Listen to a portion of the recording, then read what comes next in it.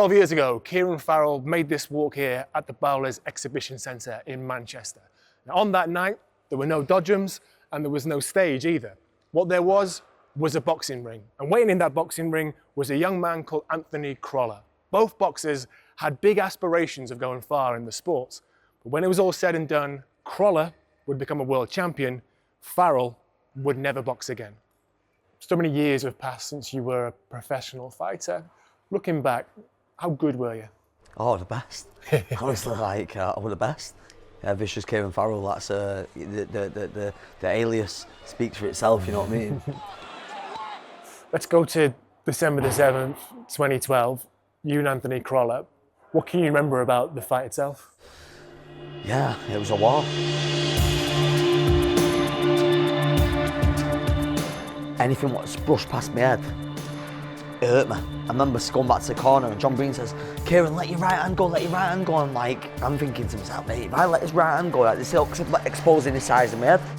He picked me up, I've gone on the shoulders, but I sank over him. I weren't raised up, I was sank over him. Then he put me down, and as he put me down, my brother come in the ring and he put his hands on the shoulders and he says, Kieran, you won that, but I'm looking directly in your eyes now, yeah? I'm looking directly in his eyes and the room was spinning fast. It was like a merry-go-round going faster, faster, faster. I'm like, hey, I feel dizzy. I don't feel too good. He's like, what? And then all of a sudden, like, he'd watch it back. Got goosebumps thinking about it. I sank.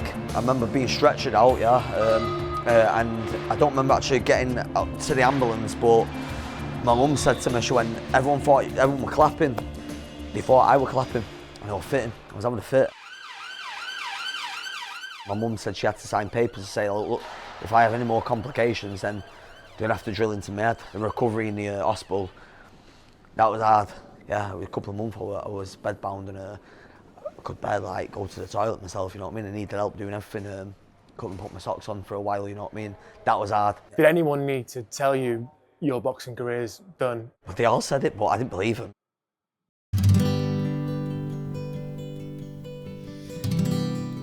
So Kieran, first day out of hospital, this is where you came. Tell us about where we are. My mum's house, and like I say, when it was hard because like you've gone from running 8 mile every day and training so hard and you know being on the top of the world to then being like as close to 6 feet under and struggling and can't even do anything for myself. I couldn't make myself a cup of tea. I couldn't put a pair of socks on for myself. You know, I could hardly talk, and yeah, no, I felt it massively. Was it reassuring? Was it beneficial having family around you? Yeah, look, I'll be honest, like I couldn't thank my family enough. Like they'd be there for me all the way through the obviously injury and the recovery, and you know I needed that support badly. Like, so this is where I was recovering, and yeah, just you can see all the trophies in the front room. The Holy Trinity Boxing Club, that was 2008. I boxed Michael Conlon, who went on to become amateur world champion at GB Three Nations. I was a champion of Great Britain. This has been a very serious injury.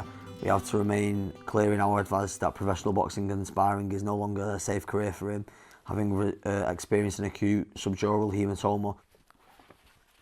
Just it's mad to see all these because, like I said, I didn't know my mum had kept them, to be fair. But yeah. Be honest, when we're in your mum's living room here, so there's no lies allowed, is there? Yeah. Did you do any sparring at all? 100%. Once I got that buzz, I was like, needs to stop this because like this is selfish of me, and I don't want to be selfish. You know what I mean? I've got a family. You know what I mean? So I don't want to do that. So I did stop. I got in with the kids and I schooled the kids and stuff. Time. Put your ropes away. Yeah. Get your gloves on. Yeah. Boom, there. Good. Shot. Bam. There. Shot. Bam. Go feet. Shot. Going through what you went through, it would be understandable if you got into training just because you wanted to stay busy, really. Yeah.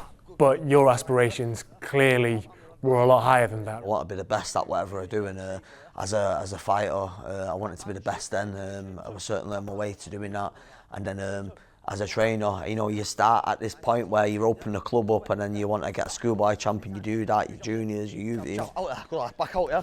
I've got a message from my friend, do you fancy working with Daniel Dubois? I'm like, is it a joke? Is it not? Like, he's this big, I'm not big, you know what I mean? I'm like, you know, is it? And then they were like, look, I was Googling high heels to get some Salas high heels and that. But then as it was it weren't a joke and they wanted me there on a Monday. Bam, good lad.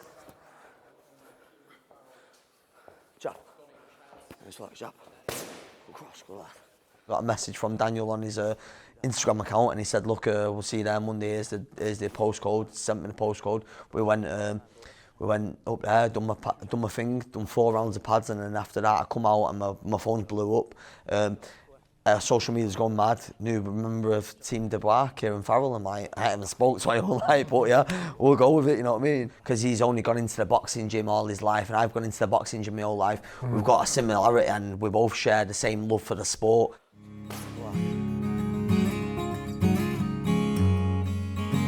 Maybe there were pressure on us, but I never felt like that, to be honest. Not for me, I'll be honest. Like, I was like, look, the pressure's off us. A lot of people were saying AJ in 3 rounds, AJ in 3 rounds. It was like, God, how many people can be wrong? Dubois somehow manages to take it, and then puts it down with a counter right, and Anthony Joshua is going to get knocked out here. When Daniel won the fight, I flew in. Like, yes, Daniel, we've done it. So I sprinted past AJ and we jumped up and started celebrating. What I've just experienced there was like a movie, you know what I mean? There was 98,000 there, we were going out there, we were shouting, and still. I've been in boxing for a long time. I've known him since he was 19 years old. Yes. And I told him, God loves you, God loves me. What's what we're gonna do? Look at it, we ain't even started yet, have we? I've got chills in my legs, man.